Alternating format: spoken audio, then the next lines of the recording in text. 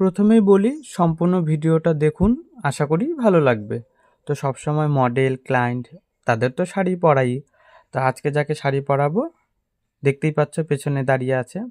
তো কিভাবে পরাবো শাড়িটা আর কোন ডিজাইনের পরাবো, তো সেটাই আমি সম্পূর্ণ শাড়ি পরানোর ভিডিওটা দেখাচ্ছি।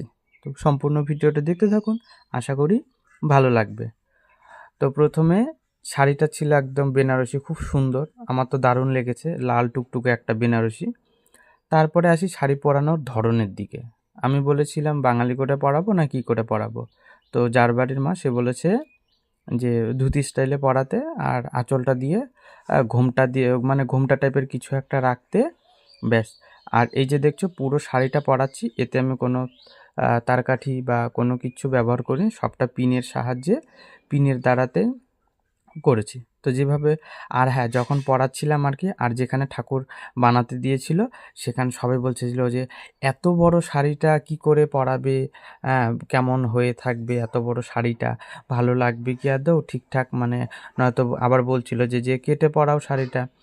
তো আমি যখন কোনো কাজ করি তেমন সবার কথাতে তেমন একটা আমি কান দিই না। আমি যতদূর পারি আর কি নিজেই সবটা মানে করতে থাকি আর কি, করার চেষ্টা করতে থাকি। আর যাকে যেই বিষয়ে কাজ করি সেই মায়ের ওপরে বা যখনই যে কোনো কাজ করি না কেন সেই ওপরে আমি ভরসা রাখি। আমি কই যাই হোক কিছু না কিছু তো একটা হবে, দেখা যাবে।